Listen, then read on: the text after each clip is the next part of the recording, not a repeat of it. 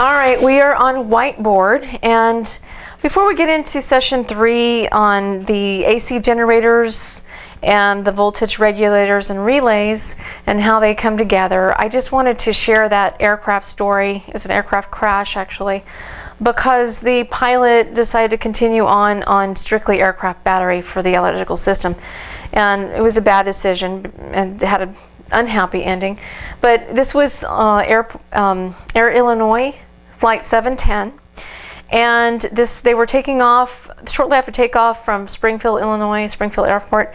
The pilot started noticing some electrical, indications of electrical failure, and instead of deciding to come around and make an emergency landing, they ended up continuing on for another 45 minutes. Of course, things got worse. The flight officer at some point actually isolated the right generator, which turned out to be the wrong generator to isolate. I think they already had that knowledge, but it was the wrong one because there was already a history of maintenance issues on the right generator. What was really strange is that in the investigation, still as far as at that time, they didn't know why the left generator, that when they finally did switch to the left generator when the right generator wasn't working, that it didn't work. Okay, so that's a little strange. So they continued on. Then when things were failing, they were losing communication radio, they were losing navigation. There's a lot of different applications here and there for the electrical power, and so those were shutting down. And they also weren't able to, another thing that happens is we're talking about some of the flight controls as well, because certainly hydraulics runs a lot of that, but you also have the electrical component in there.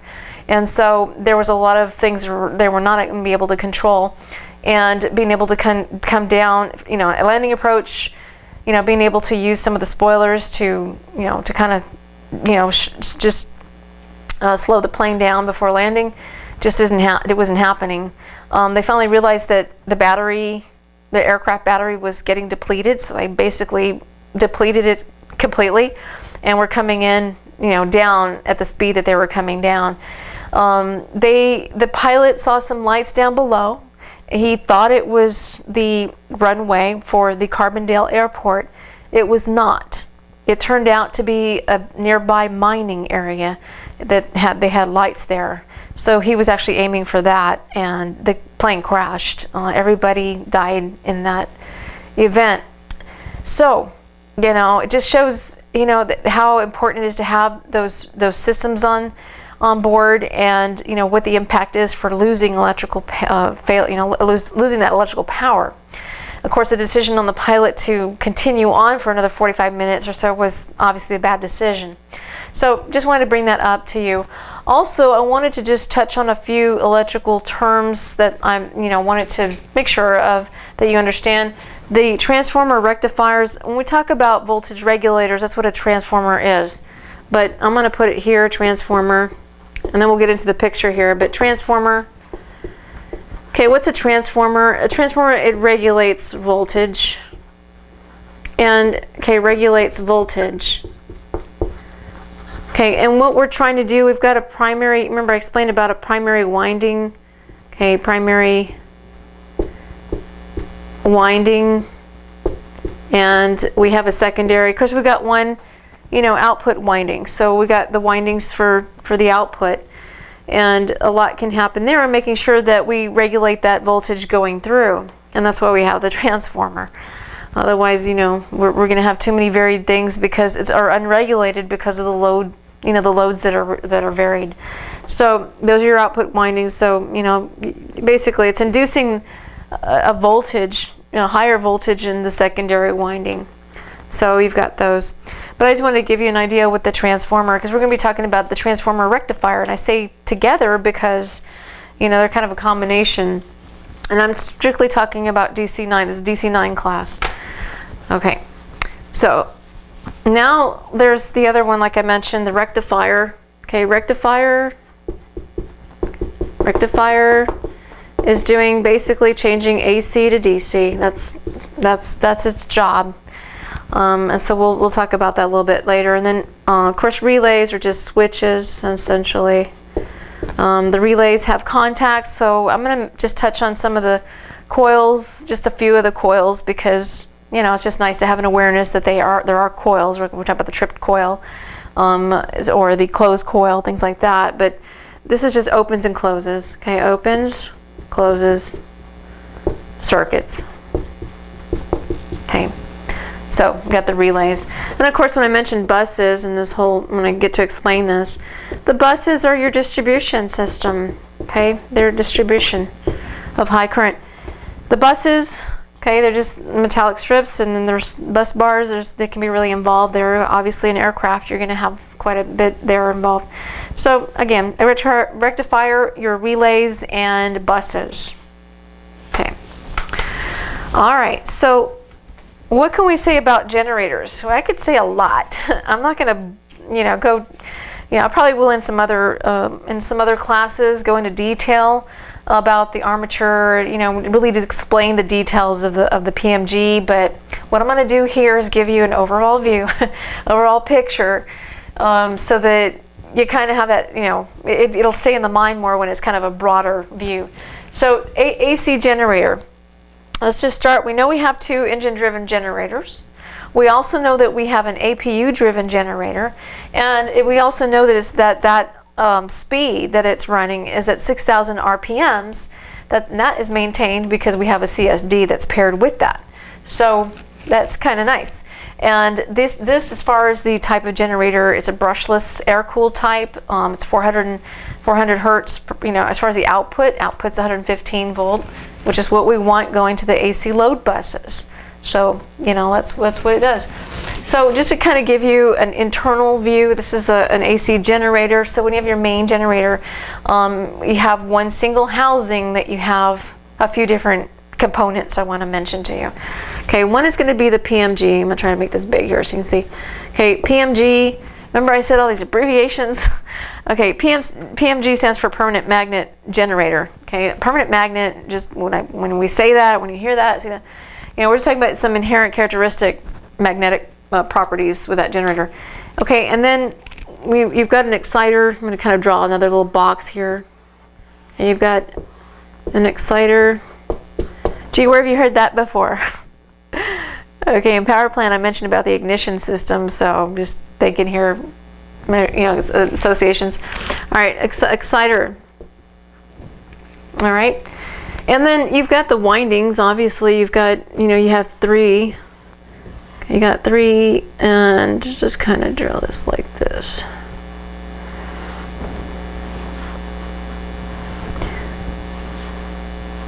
Oops. All right, you know, different. These are all, and also by the way, let me do this here. Just so you know, these are all going to the next we're going to talk about the generator control panel. And so we've got to have a connection, right? Because when you flip a switch, you know, to on, well, the generator should be on on position. But, you know, when that's in that on position, you know, what's happening is making that connection so that we have a control of what's happening with the generators.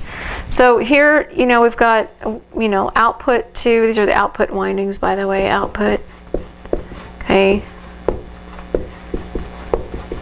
To the AC load buses.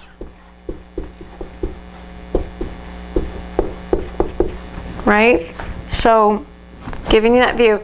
And here we can get into detail on the rotor of the PMG and what's happening with there from an electrical standpoint, being able to, you know, produce what it needs.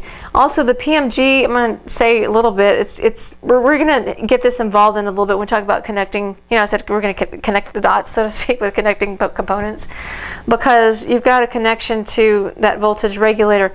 It's voltage regulator, I'm referring to the transformer rectifiers. You may see it interchanged in the same, you know, maybe in a manual, and so don't let that confuse you. Transformer is a voltage regulator. But we've got pins that connect, okay, that connect the voltage regulator to the PMG, and we also have them connected to the generator exciter. And it's in there, so that'll be the case. Okay, so again, giving you kind of that helicopter's view what we have here. All right, so the the location, of course, the AC generators are, you know, on the engines, on the aft side of the accessory drive boxes, and then we, you know, for each of the engines. And then, of course, the APU, same thing. That's also on the APU. And that is all in the accessory compartment. And then your voltage, actually, let me be specific. The transformer rectifiers, okay, these here, transformer rectifiers. Okay, the transformer rectifiers are located in the forward accessory compartment on the DC9. So, okay, just be mindful of that. Okay, so transformer rectifiers. And then how many do we have? Remember from introduction, I mentioned how many we had. Well, I don't know if it was a test question, but transformer rectifier, there's 4 of them. Okay, so with transformer rectifiers, I'm going to label them, you know, 1, 2, 3, 4. That's not how they're labeled. You may not see that somewhere, but I'm just labeling that for the identification here on whiteboard. So we have T1, or excuse me, TR, let's put here sub 1. Okay, so we have one transformer rectifier. We have another one. Okay, remember it's regulating voltage, and at the same time we need to get some DC out of this, right? Because overall we have AC load buses, but we also have some DC buses thrown in there. All right, so now TR3 or sub 3 and TR sub 4. Okay, TR sub 4 with TRC. Let me move this up so you can see a little bit better. Okay, so you got the idea with the layout of the AC generator. Okay, let's bring this up so you can see better. All right, so we're on TRs. Okay, and we got TR sub 1, and we have TR sub 2, and we have TR sub 3, TR sub 4, because there's 4 of them. Okay, they're 50 amps a piece. And what you got going on, okay, because remember the output of this, now if we took away the R, we wouldn't have what I'm going to say right now. But we do. We have the rectifier as a component. So what does that mean to you? Okay, we're talking about output of 28 volt DC, right? So this is output, okay, output, okay, etc.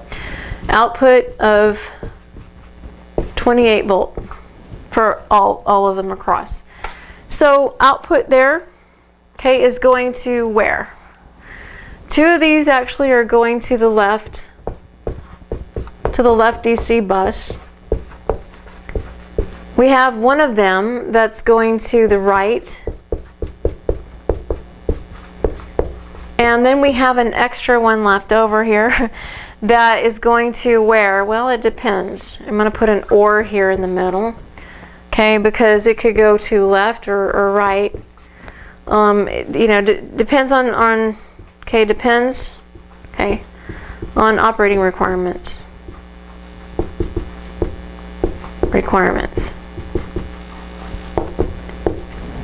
Okay, so that's what you have with that. Okay, remember they're located in the forward accessory compartment. They are a combination, and they're able to generate 28 volt to output to those DC buses. All right, so that's what we have as a component there. Okay, now let's talk about a little bit about the, okay, so we got generators, the voltage regulators, which are the transformer rectifiers or transformers, and then we also have the relays. Okay, well, specifically I'm talking about the main power relays. So and then I'll also mention the auxiliary power relays, and then we have external power. But your power relays, let me just put it over here. Okay, power relays come into play. Okay, your power relays.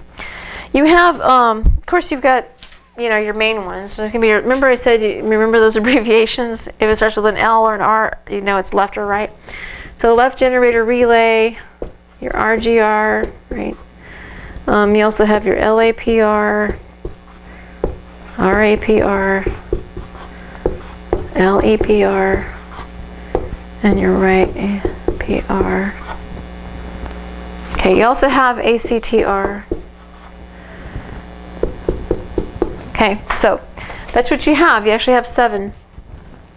ACTR, remember what that is, your cross-tie relay? Okay, so that's what that stands for. So those are your 7 power relays as it relates to all of this. Okay, so what so what do we have going on here? Remember, the power relays, their function, just so you know, is to make that connection, right? Is to have that power transfer from the generators to, okay, I'm going to just draw a picture. It's not, you know, an electrical official diagram. I'm just giving you these are the relays, okay? And its job is to transfer that power from the generator, okay, to the AC load buses. Remember what I said in the beginning in the introduction? Let me give you an overview, and I said this is in a nutshell. That's what's happening. So manipulation happens there with the relays from the controls in order to decide what goes to what as far as the load buses and what gets converted to, so that we can have, you know, the DC power to DC buses. Okay, so that's what its function is. And okay, so we have that. And remember I said about the PMG when I had that diagram there, is you've got 2 pins that are going to the exciter, and you have 2 pins going to the from the permanent magnet generator, okay, to the voltage regulator. So let me do this to see it better.